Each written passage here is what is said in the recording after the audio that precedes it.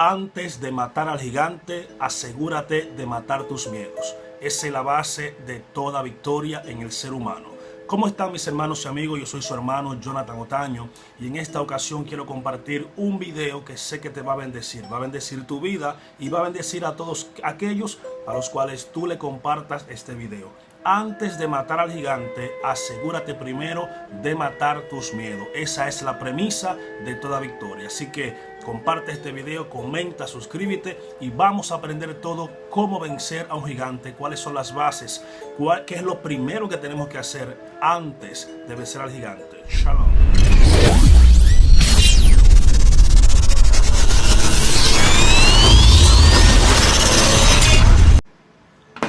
Hola, ¿qué tal mis amigos? Como les decía en la introducción de este video, en este momento vamos a aprender cómo matar a un gigante. David en la Biblia es conocido como el asesino de gigantes. Todos conocemos, o ¿quién no conoce, por decirlo de otra manera, la historia del rey David? Este pequeño adolescente pastor de ovejas, el séptimo de los hijos de Isaí, el cual permanecía en las noches pastoreando las ovejas y también escribiendo, componiendo, cantando salmos al Dios eterno. Esa era la vida de este joven adolescente llamado David. Y en el video de hoy quiero compartir contigo cuáles son las bases, qué es lo primero que se tiene que tener en cuenta antes de matar al gigante. Como dije en la introducción del video, para matar al gigante primero tienes que matar tu miedo. ¿Y por qué? ¿Por qué primero tenemos que matar nuestros miedos? Si conocemos la historia, vemos que este gigante Goliat, que tenía también 4 hermanos más, por eso algunos eruditos dicen que David tomó 5 piedras, una para cada gigante, pero en este video vamos a tratar simplemente el tema de cómo matar al gigante. Este gigante por 40 largos días estaba desafiando a los escuadrones de Israel, a los escuadrones del Dios de Israel. Dice la Biblia que por 40 largos días, mañana y tarde, este paladín gigante pues desafiaba al ejército de Israel. Y no había un solo hombre en Israel que podía hacerle frente. Se supone que el rey, que es el representante de Dios en la tierra y que representa el ejército, el valor, la fuerza, la valentía del ejército, ni siquiera un solo día pudo salir a enfrentar a este gigante. Por eso, repito y voy a seguir insistiendo, lo primero que tienes que matar en ti es el gigante. El miedo que tienes tú dentro de ti es lo primero que tienes que matar antes de matar al gigante. Todo Israel estaba metido en miedo. Inclusive el rey, que era el primero que tenía que enfrentarlo, estaba sumido en el miedo de ver a este paladín. ¿Qué sucede? En una ocasión el padre de los hermanos de David y de David también encomienda a David ¿para qué? Para que le llevase queso y pan. Recuerden que en una guerra los dos ejércitos hacían campamentos, sabían durar días, meses y hasta años. He escuchado y he leído en la Biblia que hay asedios que duraban hasta 2 años. ¿Y qué es un asedio? Es cuando un ejército pues rodea la ciudad que piensa o tiene en mente conquistar. La rodea, hace campamento alrededor. ¿Para qué? Por 2 motivos. Primero, cuando hacen campamento alrededor del palacio o del pueblo, de la ciudad, el pueblo que ellos piensan invadir no puede salir porque lo van a matar. Entonces, los alimentos se consumen. Entonces es una estrategia de guerra que tienen los enemigos que van a asediar una ciudad. Entonces habían 2 campamentos y en el medio del campamento había un valle. En este valle era que el gigante llamado Goliat desafiaba al rey y al ejército. David en una ocasión está en el campamento de los hebreos, de los israelitas, y escuchó. Dice la Biblia que David escuchó cómo este gigante estaba desafiando a los escuadrones del Dios de Israel.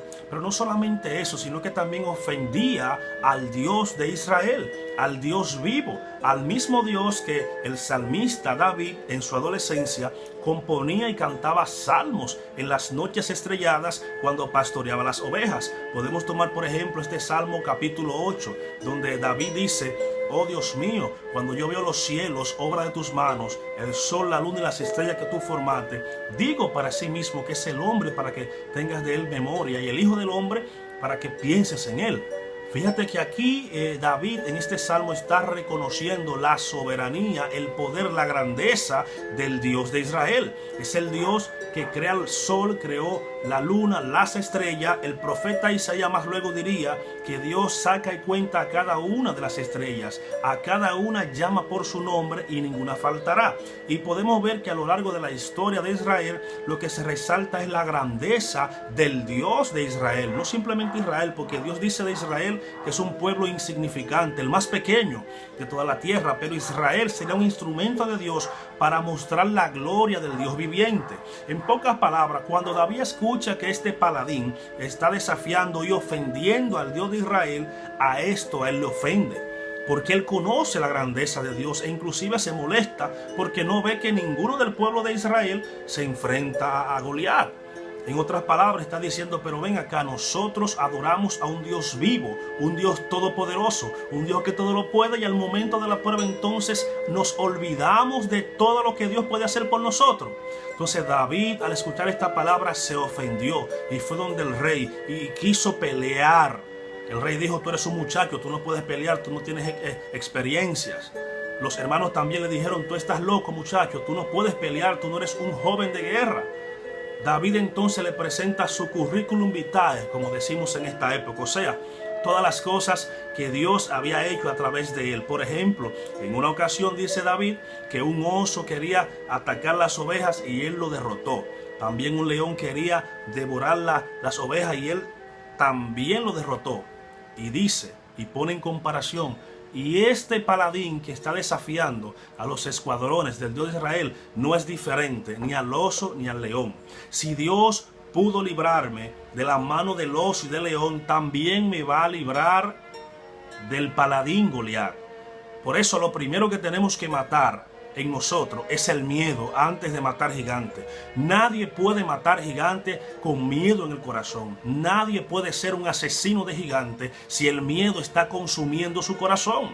Lo primero que tenía David en mente era que primero él conocía al Dios que él le servía. Segundo, no tenía miedo de enfrentar ni al león, ni al oso, ni mucho menos al gigante. Entonces, viendo el rey la actitud valiente de David, lo que dice es, bueno, pues está bien, toma mi armadura, y lo vistió, dice la Biblia, con las armaduras del rey. Obviamente las armaduras no le iban a quedar a David, y David no quiso pelear con esa armadura. Además es lo correcto, la armadura de Saúl estaba preñada de miedo, de cobardía. Dios se había apartado de Saúl, por lo tanto, si Dios no puede cuidar a Saúl, mucho menos lo va a cuidar una armadura. Por eso el Salmo dice, si el Eterno no guarda la guardia, en vano velan. Perdón, si el Eterno no guarda la ciudad, en vano velan los que la vigilan. A veces creemos que quien nos cuida es la guardia, es la policía. No, quien nos cuida es Dios. Ellos son representantes de las leyes eternas. Pero si Dios no guarda una ciudad, en vano vela la guardia. David conocía esto. David dijo, yo no quiero pelear con estas armaduras, están preñadas de miedo, de cobardía. Yo voy a pelear con lo que yo tengo experiencia. Primero, David conocía al Dios que le servía. Segundo, no tenía miedo para enfrentar al gigante. Tercero, David utilizó aquellos dones, aquel talento que Dios le había dado. Si tú quieres vencer un gigante que te está asediando por 40 días, tú tienes que utilizar las herramientas que Dios te ha dado y no utilizar las herramientas que Dios le ha dado a otro. Tú tienes tu llamado, el otro tiene su llamado. Quizás algo que aplique para otro no va a aplicar para ti. Tienes que entender esto y tienes que tenerlo en mente. Algo que aplique para otro no va a aplicar para ti. La vara de Moisés era la vara de Moisés. Nadie más podía utilizar esa vara porque era la vara de Moisés. El cetro de José era el cetro de José. Nadie más podía utilizar el cetro de José. Tampoco las indumentarias de José, el pañuelo, el paño, el manto de José, era el manto de José. El llamado que tú tienes es tu llamado, no es el llamado ajeno. Las estrategias que funcionaron para una persona no van a funcionar para ti. Las estrategias que funcionaron en el pasado no van a funcionar en este siglo XXI. Por eso vemos personas que viven en derrota, que viven derrotados porque quieren vivir de una unción prestada, quieren vivir de un llamado prestado, quieren vivir de una apariencia y no de su esencia. David dijo: yo no voy a utilizar esas armaduras, yo voy a utilizar lo que Dios me ha dado, que es una honda y una piedra. Cuarto principio: Dios te va a utilizar para vencer al gigante con el don y el talento que Él te ha dado. La honda y la piedra fue lo que utilizó David para vencer al gigante. Y quinto principio, y para mí es el más poderoso de todo. Quinto principio, para mí el más poderoso de todo, es que David pudo ver algo que ni Saúl, ni Jonatán, ni el pueblo pudo ver. Algo que Dios les reveló a David, algo que era obvio porque todo israelita lo utilizaba, pero no pudieron darse cuenta de eso. Y era que David le dijo al gigante: entonces tú eres el incircunciso que viene a desafiar los escuadrones del Dios de Israel. Esa palabra incircunciso representa algo poderoso en el pueblo de Israel. ¿Por qué? Porque eso representa pacto, perpetuidad y promesa. Dios le dijo a Abraham que tú ibas a circuncidar, o sea, Abraham, todo varón del pueblo, por pacto perfecto. Luego a Moisés lo estableció como ley, que todo judío, hebreo, israelita tenía que ser circuncidado al octavo día de su nacimiento. ¿Por qué? Porque la circuncisión representa primero señal, segundo pacto, tercero protección de Dios. Lo que David le está diciendo al gigante es: la protección de Dios no está contigo. Tú puedes ser grande. Por eso David le dijo: tú vienes contra mí con espada, lanza y jabalina, mas yo vengo contra ti en el nombre del Dios de Israel, a quien tú has desafiado. Yo vengo en el nombre del Dios de Israel, a quien tú has desafiado. Cuando le dice esto, cuando David le dice esto al gigante, ahí está la victoria de la batalla. Cuando David le dice esto al gigante, ahí estuvo la victoria de David. Entonces la victoria de David estuvo en reconocer que la protección de Dios no estaba con Goliat. Y eso es algo que nosotros tenemos que entender, mis amados amigos y hermanos. Reconocer pacto, reconocer promesa. Dios tiene un pacto con su iglesia. Dios tiene un pacto con sus hijos. Dios tiene compromiso con aquellos que tienen el sello de Dios a través de Jesucristo. Cuando David vio al gigante, el Espíritu de Dios que estaba sobre él pudo revelar algo que el pueblo, ni Saúl, porque obviamente Dios no estaba con Saúl. Saúl no veía más allá de sus narices. Saúl estaba viendo simplemente el gigante y que estaba por 40 días, que por cierto, 40 días, específicamente 40 días. 40 días es un número que representa preparación en las Escrituras. El 40 representa preparación. Y no es coincidencia que al número 40, entonces David aparezca en escena para pelear y vencer al gigante Goliat. Esos 40 días terminaron ahí. Goliat estaba desafiando al pueblo, no conocía al Dios de Israel, simplemente había escuchado del Dios de Israel, pero no conocía las cosas que Dios había hecho en favor de su pueblo. David se pone frente a él. Y un dato curioso es que mientras Goliat daba un paso, dice la Biblia que David se apresuraba a ir sobre él. David quería terminar esto de una vez.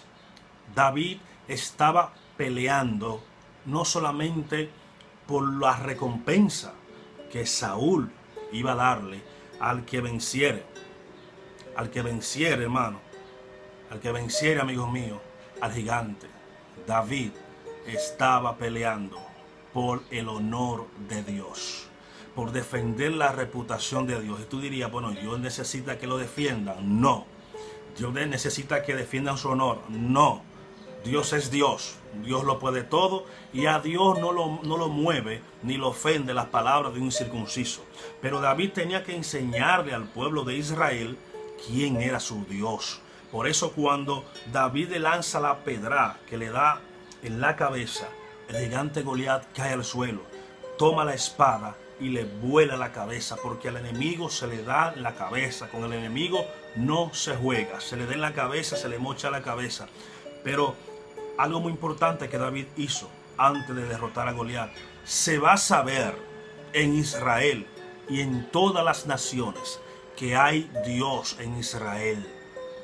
Eso es defender el honor de Dios, que todo alrededor reconozcan que Dios está contigo, que Dios está contigo. ¿Cómo podemos vencer al gigante? Primero, venciendo nuestros miedos, reconociendo quién es Dios, dándole honor a Dios, y lo más importante es reconocer que es un incircunciso el que te está atacando, porque ninguno que sea circunciso, o sea, uno del mismo pueblo, no te va a atacar. Y si te ataca, está desenfocado, porque la guerra no es contra nosotros mismos. La guerra no es contra carne y sangre, no es contra tu hermano. La guerra es contra el enemigo. Si estás atacando a tu hermano o tu hermano te está atacando a ti, está desenfocado. Porque esa no es la premisa. La premisa es vencer al enemigo. Así que mis amados amigos y hermanos, quería dejarle con esta pequeña reflexión. Identifica quién es tu Goliat en tu vida y aplique estos 5 principios, y verá que no va a haber Goliat que se enfrente a ti y prevalezca. Nosotros servimos al Dios de todo el universo, y ningún incircunciso va a derrotarnos. Dios está con nosotros, Dios está contigo, Dios te bendiga, Dios te guarde, hasta un próximo video.